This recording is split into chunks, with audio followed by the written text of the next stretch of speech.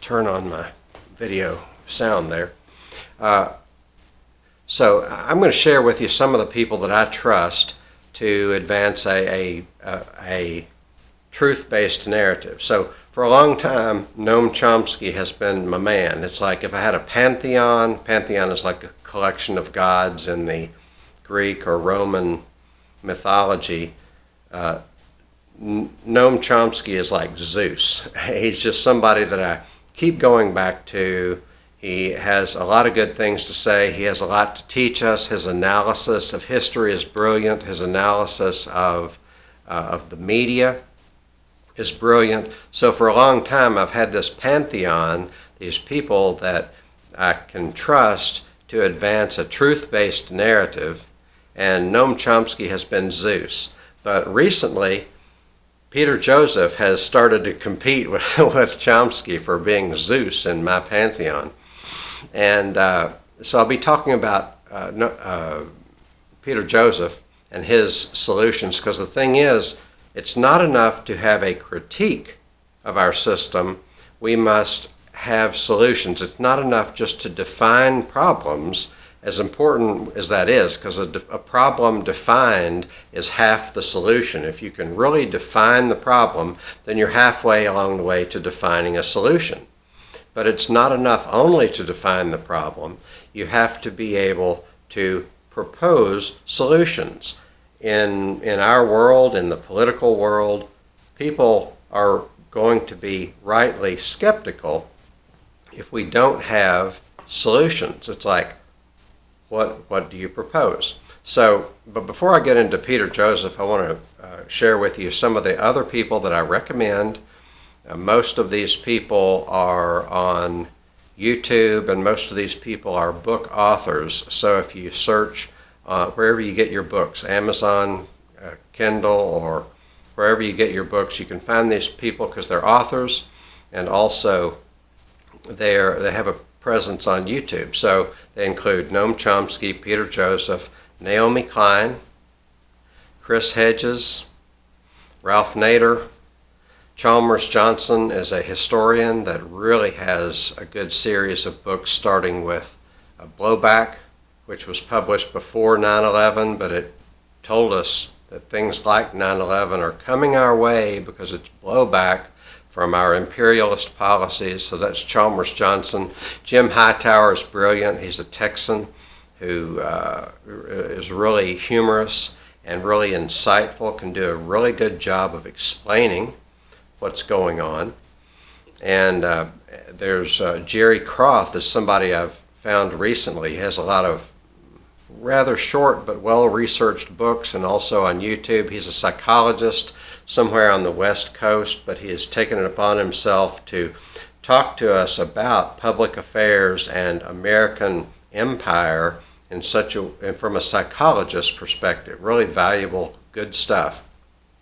There's Vandana Shiva, who is an Indian woman from India, and she is brilliant when it comes to agriculture and growing food in a way that is consistent with, where we're not just taking from the earth, but we're putting back, and we're positioning ourselves as a sustainable species within the natural world that supports us.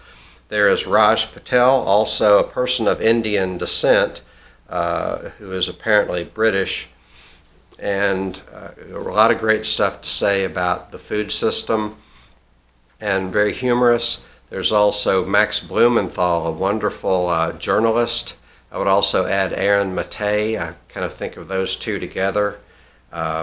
Also, what's the name of there's another journalist whose name escapes me, but Max Blumenthal, wonderful journalist who can give you the lowdown about what's really going on in Venezuela, what's really going on in Israel. And then there are comedians. We have to keep this stuff light. That's why I like Jim Hightower, because of his humor. But also Jimmy Dore, D-O-R-E. He has a great show on YouTube. He doesn't publish books, but he has a great show on YouTube. A wonderful critique of the system that we have now, especially a critique of the Democratic Party, which is We really need to understand the Democratic Party for what it is, not what we want it to be, not what they want us to think they are. And then there's Lee Camp, a brilliant comedian who has a show called Redacted Tonight. It's raucous and explicit. And there's Steve Flora just popped up. Hi, Steve. Steve lives in Australia, from Kentucky. And the last comedian on this pantheon that I'm sharing with you is George Carlin, who died a few years ago, but his critique of American culture is just really brilliant. So that's my pantheon, and wanted to share that with you. Now let's talk about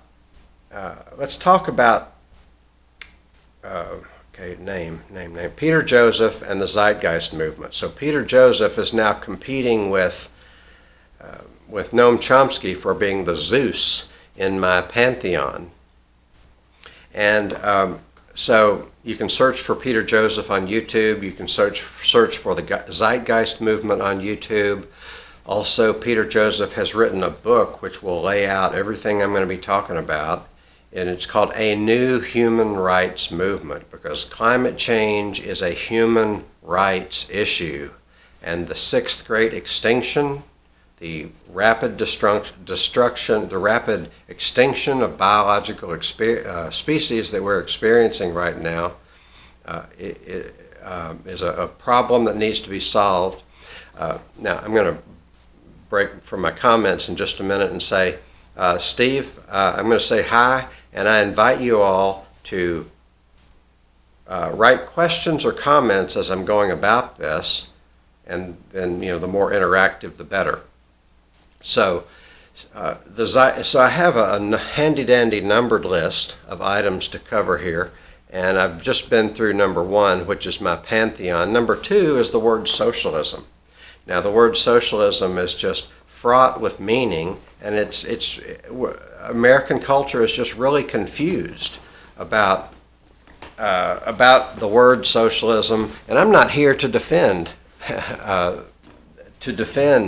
everything that's called socialism, but that's just Peter Joseph's point, is that we're past. It's not about isms anymore. People will throw out an ism as if they understand what they're talking about. Some do, some don't. But people will throw out isms. Oh, socialism, that's the Soviet Union. And we know that the Soviet Union was rather authoritative, and Stalin was a brutal dictator who killed a lot of people. And if you want somebody to get you sidetracked, then fall into the trap of talking about socialism. I mean, there's a time to talk about socialism, but not among people who just want to sabotage the conversation, who, you don't want to let a conversation be controlled by the person who is the most argumentative. And that's going to happen. Socialism dates back, the history of socialism dates back a ways, but it's associated with the Soviet Union. And there was a huge propaganda campaign in the U.S. where we thought capitalism is good and socialism is bad, that it was all just the moneyed interests, big business, trying to protect their way of life, not our way of life, but their way of life. So, movies, TV, news, our educational system have all done their part in taking socialism and muddying the waters, and taking capitalism and muddying the waters. So, but what we want to do is, like Peter Joseph said, it's not about isms anymore, it's about what works. We have serious problems, we need serious people to solve those problems. And if I look, see, I have a camera up here and a camera down here, so depending on what camera you're looking at, that's why I might look at the different ones at different times. But it's not about isms anymore, it's about what works. And I, for one, am not interested in having a serious dialogue with people who don't have a plan. I'm not the least bit impressed with a politician or a pundit or an argumentative American who thinks that who doesn't have a plan. The Green New Deal is a plan. It might not be complete, it might not be perfect, but it is a plan. And I'm not interested in the opinion of John Yarmouth or Mitch McConnell or Nancy Pelosi or Chuck Schumer or Donald Trump or anybody who doesn't have a plan for solving the serious problems that we need to solve. Item number 3. Well, it's not about isms anymore, it's about what works. Which brings us to item number 4. Americans pride themselves in their pragmatism. It's like, get her done. It's like, we pride ourselves in doing what works. But like many, many things in American culture, there's a huge disconnect between the myth and the reality. Are Americans really interested in doing what works? And I'm not going to lump all Americans in one group because we have different classes and different ethnicities, different genders, and you can't lump all Americans into one group. But as a culture, we tend to pride ourselves in our pragmatism. That means we ought to be interested in what works. But Mitch McConnell is not interested in what works. He's interested in getting in the way of what works for us, insofar as what works for us is not what works for his wealthy donors. Item number 5. I've already said this. If you don't have a plan, I'm not interested. If you don't have a plan, I'm not interested in whatever you have to say, because so much. Which brings me to item number 6, which is concern trolling. Concern trolling is this wonderful new term that I experienced concern trolling before I knew there was a word for it. So if you're online arguing with people, or if you meet somebody, well, I'd be interested in the Green New Deal, but it costs too much. Well, that's concern trolling.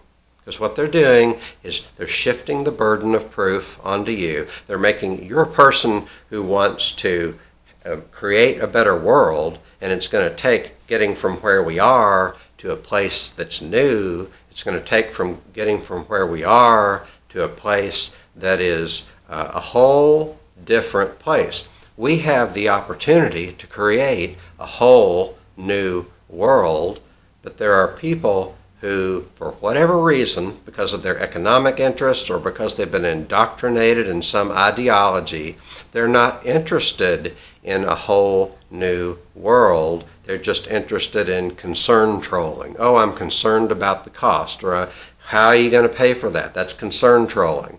How are we going to pay for this? Medicare for all. How are you going to pay for that? Never mind that Medicare for all costs less than the rapacious system that we have, or how are we going to pay for everybody to have a living wage? Well, let's look at what it costs to not have a living wage, or how are we going to give homeless people a place to live? Never mind that it costs more money to have homeless people than it does to give people homes at public expense. So that's concern trolling. Now, I'm going to respond to Steve Flora's comment, and Steve says, see if I can get this. Okay. Steve says, exactly, the need for planning is vital. The example being the thought and planning that went into D-Day and also the Marshall Plan. Yeah, exactly, Steve. So what Steve is referring to is, the Marshall Plan was where the United States paid to have Europe rebuilt. It was this whole big thing, and we need planning on the level of the Marshall Plan. We need planning and execution and implementation on the level of what we made happen for World War II. It's unfortunate that the large-scale planning that we've done, most of it was for war. It's unfortunate that as Americans, some of the social icons that hold us together or give us identity as Americans are militaristic in nature. So the raising of the flag on Iwo Jima, or the response to Pearl Harbor, the response to 9/11. It's unfortunate that the only way we know how to cohere and unite as a people is for militaristic reactions to this or that. And the reason it's that way is because people make, the wealthiest people make a lot of money in the conduct of war. There's nothing that the wealthy want more than war. So we need we need to be planners, and we need to implement our plan. It's ludicrous to think that we can get through this climate crisis or get through the biodiversity crisis without having a plan. So item number 7, the free market. So the free market is the biggest myth. I like saying that the free market is like Santa Claus or the Tooth Fairy or the Easter Bunny. You believe it for a while because that's what you were taught. But then you kind of open your eyes, you look around you, and you see a disparity between what you were taught and the reality of the situation. So can I think of any examples of that? Well, there's a myth that says the free market created our abundance. But that is at best half true. For one thing, what is the free market? You can't talk intelligently about something unless you define it.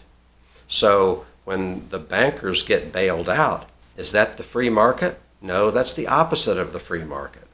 When agribusiness gets subsidized to support a completely dysfunctional food system, that's not the free market, but the people, the big corporations that want us to believe in the free market are, they're hypocritical, they're inconsistent, and it's like, this is brilliant. Martin Luther King said this 50 years ago. He could have said it today. He said what we have in America is socialism for the wealthy and rugged individualism for everybody else. So the free market is supposed to be associated with rugged individualism, but the banks are not practicing rugged individualism when they want us to bail their sorry butts out at taxpayer expense. So, just saying. Now, so the free market is a big myth. Markets are not free. They are, markets have rules, and whoever makes up the rules, they make up the rules to benefit themselves. So let's look at the issue of scarcity. So, and I'm building up to what Peter Joseph recommends. And Peter Joseph notices that this free market system that we have is, don't you hate it when you lose your train of thought? It has a false notion of scarcity. So the free market system, which free market system has existed since the beginning of the Neolithic revolution, when we went from being hunter-gatherers to having an economy based on agriculture, then property rights come into being. And when property rights come into being, there's a need for those who have property to protect it from those who don't have property. Then Adam Smith came along. Adam Smith, David Ricardo, Malthus, what's Malthus's first name? But they developed this theory that said that kind of gives the free market a theory, and scarcity is an important part of this theory. They think that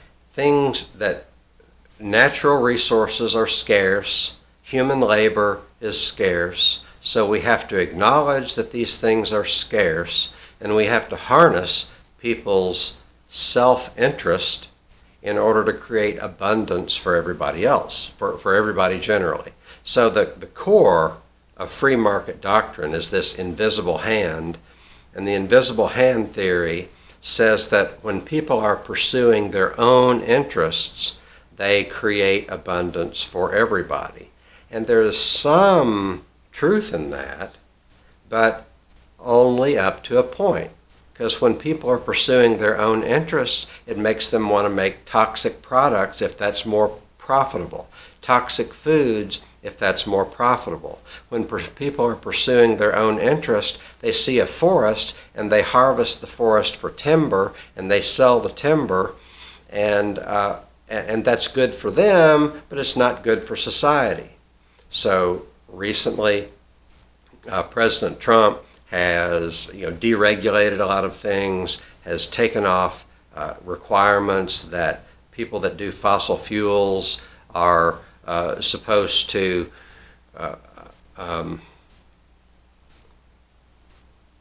don't you hate it when you lose your train of thought? Well, when fossil fuels are deregulated, then it's that much more opportunity for people who own these businesses to pollute the air, pollute the water, impact the climate. And that's, it's just silly. It's silly, it's absurd, it's stupid to think that when people are pursuing their own interest, then that's all we need to do. Just let the free market go. When it just ignores something called externalities, which is, externality is the impact of activities on everybody else. So oil companies are making a big profit, but that profit that they get to keep does not take into account the negative impact of their activities on the rest of us. Item number 9, where does wealth come from? So another aspect of free market ideology is this idea of private property. And the idea is that whenever somebody is wealthy, it's because they've earned it. And that's another one of those things that's true only up to a point. And so let's look at where wealth comes from. And I'm looking at 3 things. Inherited technology. We inherited a bunch of technology. So the technology that we all inherited, Jeff Bezos takes that technology and creates a business, and the business has some benefit to others, but Jeff Bezos, who's now worth over $150 billion, gets to keep that $150 billion as if he earned all that. And we need to look at how much of Jeff Bezos' wealth is a function of the technology that he inherited.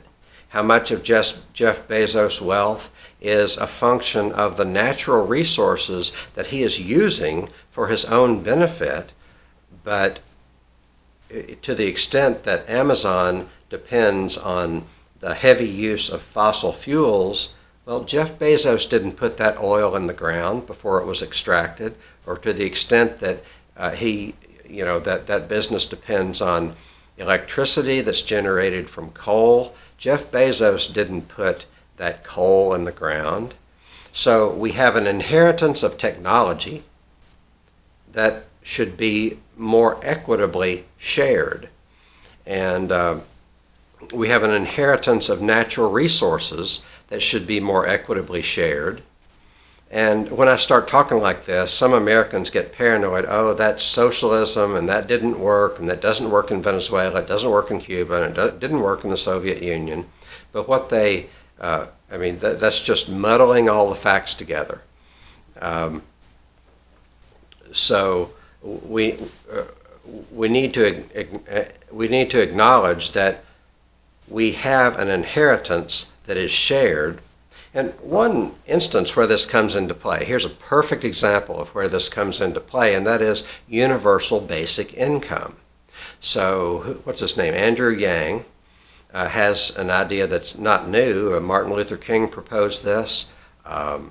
Milton Friedman proposed this. Richard Nixon was willing to implement some version of a universal basic income. And the reason why some people get nervous about universal basic income is the idea of giving money to people who didn't earn it. But, okay, so I grew up in the 60s, and back in the 60s, there was this idea that, wow, technology is really getting to the point where it can relieve human beings of some of the labor that's required just to live.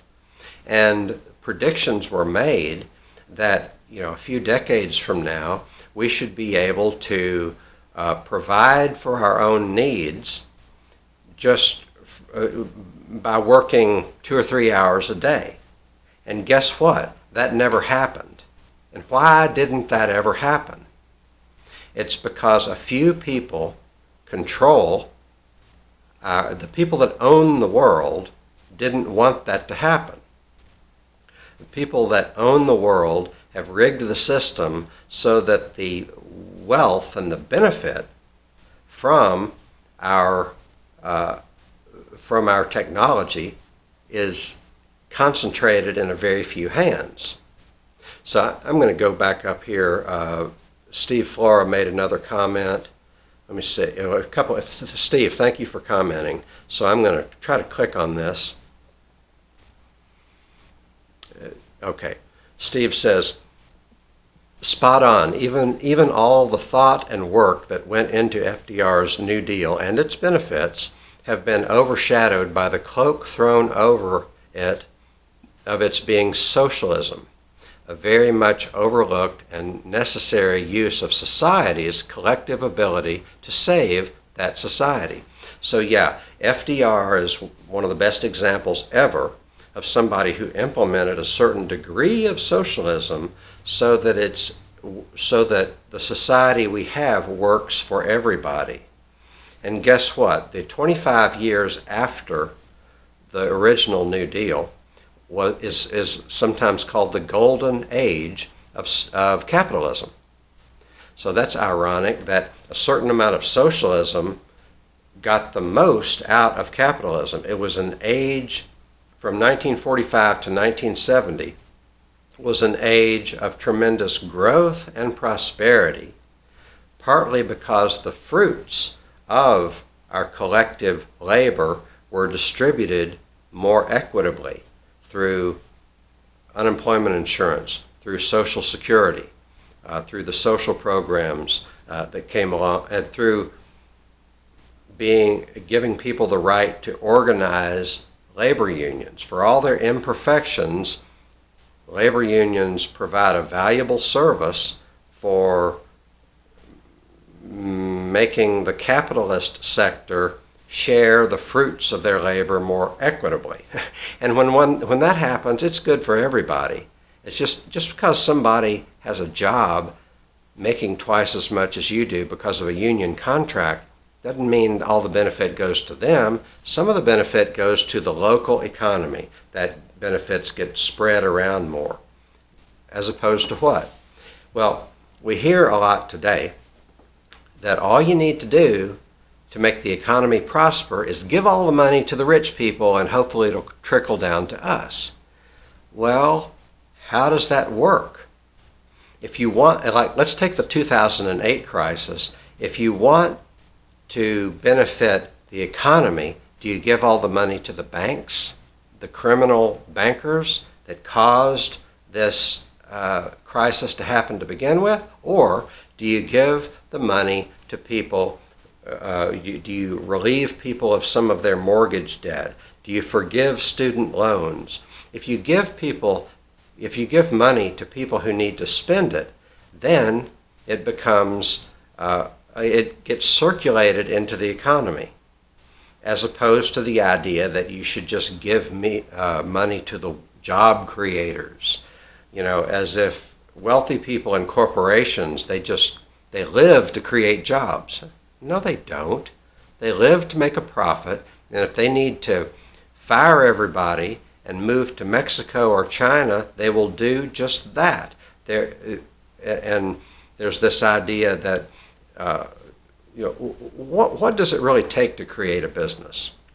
Money is one of the things that it takes to create a business. And what we've decided to do is to give all the power and all the control to the owners of that one element of creativity, which is the money that it takes to get a business started. Irrespective of all the other talents and skills that are needed to get a business started. So let's go to Steve's next comment. He says apparently it takes pushing this about 3 or 4 times before you can, okay, there we go.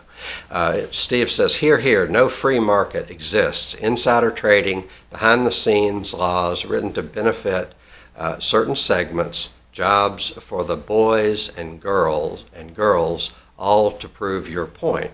Yeah, so what we have now is not a free market system. We don't have a free enterprise system.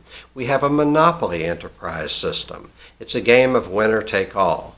So, are you familiar with the game of Monopoly? So the game of Monopoly, it's an inherent advantage. The more money you get, the more leverage you have, because if you get more money, you buy more properties, and then all of a sudden you have Boardwalk and Park Place, and you're able to charge monopoly prices. And the game of Monopoly is very analogous to the system that we have now, in that the more money you have, the more you can use that money to benefit yourself through monopoly pricing, through the unfair and rapacious extraction of natural resources, through exploitation of labor. I mean, the United States is quite all right making war on every country in Latin America, because that means people are poor, and poor people are desperate to work, sometimes for pennies per hour, sometimes just $1 or $2 per hour, sometimes just $1 or $2 per day. So that's so it's the exploitation of labor, exploitation of natural resources, exploitation of the financial system that has been created, exploitation of the public assets such as roads. The more money you have, the more ability you have to use that money to extract even more money from natural resources, labor, financial systems, etc. We don't have a free market system, a free enterprise system. We have a monopoly enterprise system in which it's hard to start a new business. And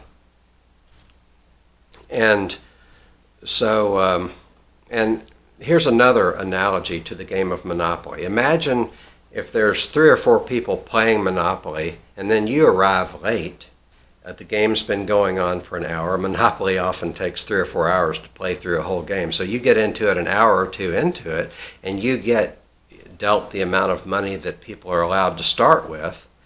And how hard is it to win a game of Monopoly when it's highly unlikely that you'll win a game of Monopoly if you come into it halfway. And for the very same reason, it's hard today to start a business because the big players already control the market. How hard is it to have a grocery store when there's already Walmart in the neighborhood? How hard is it to have a thriving local restaurant when you have McDonald's and Taco Bell and KFC on every corner? It's hard to break into that market because the game is rigged in favor of the big players. I'm going to say hello to people. Thanks for joining me, Steve. April Fletcher, good to see you. Don Adams, glad you're here. Paula Blankenship, glad you're here. Don Johnson, long time no see, buddy. Hi, Whit, good to see you. Hi, Griselle. And so there we are. Now, I'm going through my handy-dandy numbered list of items related to Peter Joseph. Peter Joseph is the new Zeus in my pantheon, along with Noam Chomsky. I think they're going to share the Zeus role because I have great admiration for both of them. So Peter Joseph answers the question, what's the solution? Okay, we've got all these problems. thanks Noam Chomsky and Naomi Klein and Chris Hedges and Ralph Nader for analyzing the problem, and these people have some solutions, but Peter Joseph has more solutions than anybody that I know, and I'll probably have to cover more of that in a subsequent video, but let's keep going through my handy-dandy numbered list. Item number 10, automation. We've already touched on this. So automation, for one thing, anything called automation has been developed by the government at taxpayer expense. Computer technology, developed by the government at taxpayer expense, usually, unfortunately, in the Defense Department. So we have all this spin-off technology that has resulted from our government learning how to blow things up. Laser technology came from that. Aeronautics, the planes that we fly, the passenger planes that we fly, and when Boeing makes a profit on passenger planes, they owe us a debt that they've never paid because we, the taxpayers, paid the government, and the government developed all this aeronautics technology in the course of defense, and then that just gets transferred over to passenger airlines, and they get to make a profit using the technology that we developed at taxpayer expense. Similarly, there's something called containerization, which do I understand containerization? Well, containerization is kind of like automating the process of shipping things. So you ship things on trucks and trains and boats, and containerization is how you take some of that and make it much less labor intensive. And when you make something less labor intensive, you're setting the stage for transferring the profits up to the shareholders. So we, the taxpayers, developed technology called containerization, and then that just gets transferred for free over to the big shipping companies, and they get to profit from that. So now we have automation that is happening to such an extent that in the next few decades, a great many people will be unemployed. The jobs will be eliminated because of automation. Now, that's what I'm saying when I'm talking about this inheritance of technology. We have inherited technology from previous generations. The previous generations, if you were around in the 50s and 60s and 70s, or if your parents or grandparents were around in the 30s, 40s, 50s, 60s, and 70s, they all paid tax money into the government for this technology to be developed. And now, if you're out of a job because of technology, well, you're SOL, you're out of luck. But that automation is an inheritance. So shouldn't we be able to enjoy the fruits of that inheritance? Or is all of that money, all of that power, all of that wealth going to be transferred to a very tiny percent of people who then get to use their wealth to extract even more money from natural resources, from labor, from open markets all around the world? We could enjoy the fruits of that through something like a universal basic income. So Andrew Yang says, let's have a universal basic income of $1,000 a month for everybody. That would be a game changer for all people. It would be a game changer primarily for the people who have the lowest incomes. And what do you think they're going to do? Bury that money? No, they're going to put it right back into the economy. So there's lots to be said for energizing the economy through a universal basic income. And we, the people who developed these technologies that has resulted in automation, should be able to enjoy the fruits of that automation, to be able to do work that we want to do, instead of being a slave to somebody who's just going to take your labor, your time, your expertise, and extract it to make a profit. The people that believe in the free market think that, well, you just need to work harder, you just need to get an education, you just need to have your radar up for what goods and services are really needed, and then you need to go where the opportunity is. But that is not, that's kind of a myth that it actually works that way because of the game, because of the analogy of the game of Monopoly. So, Steve Flora has, I thought he had another. Steve Flora says, you have a lot in common with the folks in Australia Institute, especially the thoughts and published books. See if I can get this thing to show me the published books of Richard Dennis, especially his right-wing ratchet observation, and he leaves a link. So feel free to follow that link that Steve has provided for us. Thanks, Steve. And Steve says, yes, the analogy with the coming into a game of Monopoly late and the disadvantages that inherently come with that is very valid. Thank you, Steve. So Steve Scott is watching. Steve, I'm not sure which Steve Scott that is. I know there's a Steve Scott who's an author. Steve, feel free to, I honestly don't know all my Facebook friends personally, but feel free to say where you're from and that kind of thing. So Steve Flora has another comment. Canals, transcontinental railroads, interstate highways, the internet, space travel, many medical breakthroughs, all social initiatives implemented by government, by taxpayers. Exactly. So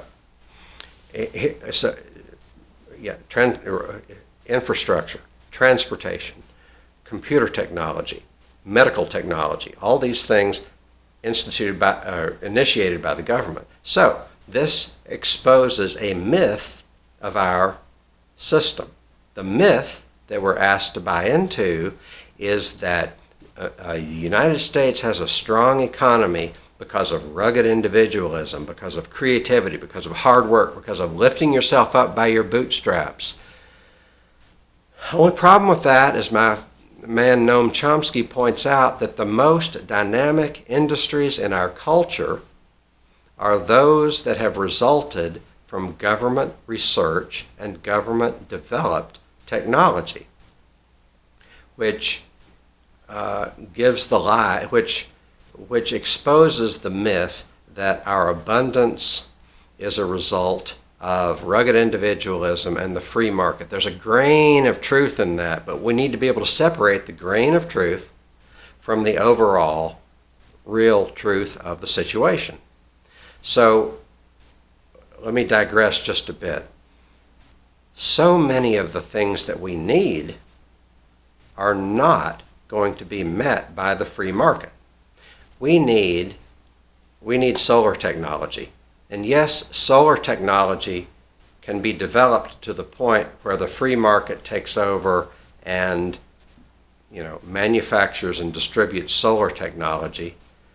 But the solar technology needs to be developed aggressively, because when you develop necessary technology aggressively, then that not only creates more jobs, it creates whole industries.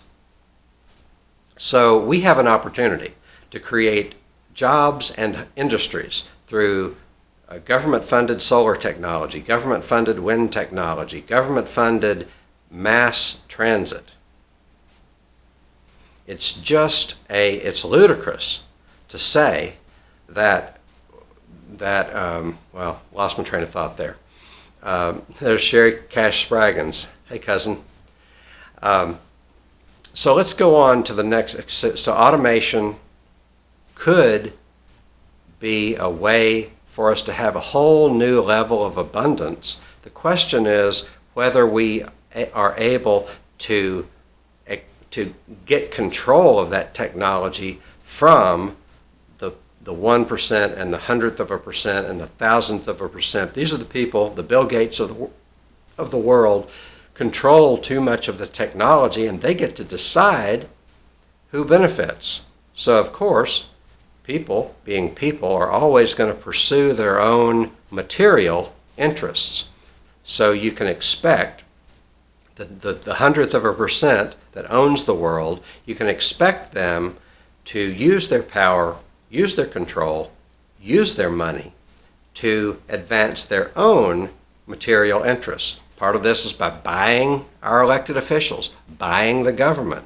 Part of it is from extracting natural resources. Part of it is from taking over public assets and then using them to make a profit, like these clowns that buy public transit and then use that to extract money and they don't maintain it, or these clowns that buy public utilities and use that to extract, like PG&E, Pacific Gas and Electric, and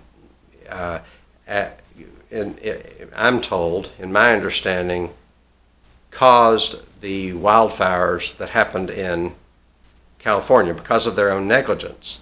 So here's a company that has a public asset, Pacific Gas and Electric, and then they buy it and then they don't maintain it. There's gross negligence involved in that, according to my man Michael Parenti, who I didn't mention in my pantheon, or the internet.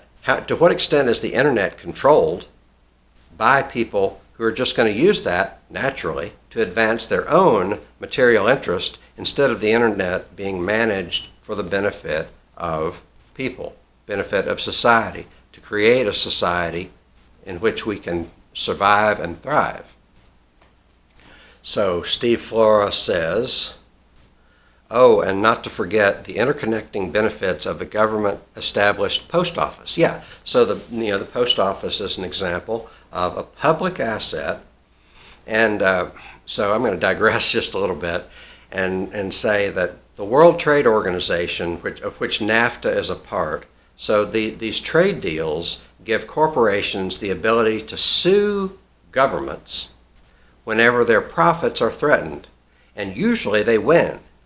Wildlife protections have been eliminated because some corporation didn't like how it was burdening their profits. Labor laws, health laws, environmental laws can be challenged and eliminated under the rules of the World Trade Organization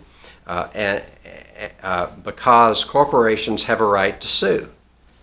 And they did this, they sued Canada. I don't know if it was UPS or somebody else, but they sued Canada because Canada has a post office. And they lost.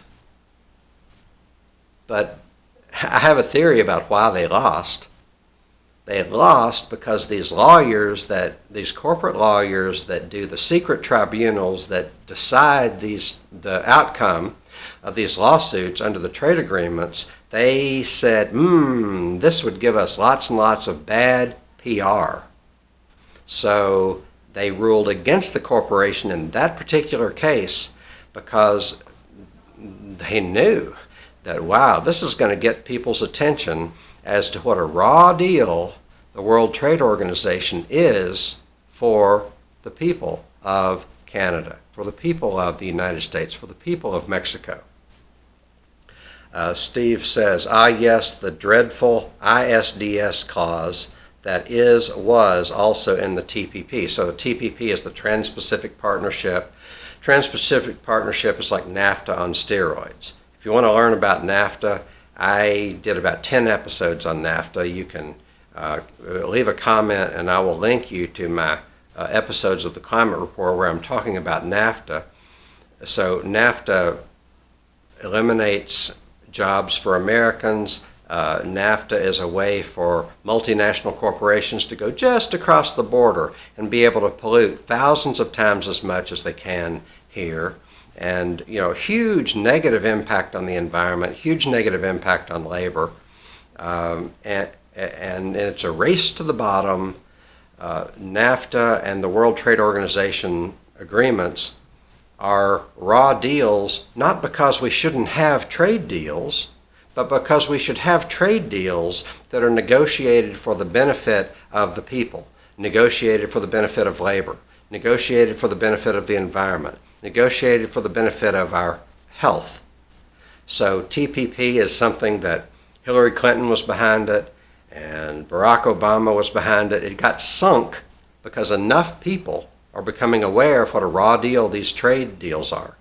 And I got to take just a minute to say, go back to the 90s, Bill Clinton gave us NAFTA. Reagan and Bush couldn't deliver NAFTA, but Bill Clinton delivered NAFTA. And it's like with Democrats like that, who needs Republicans?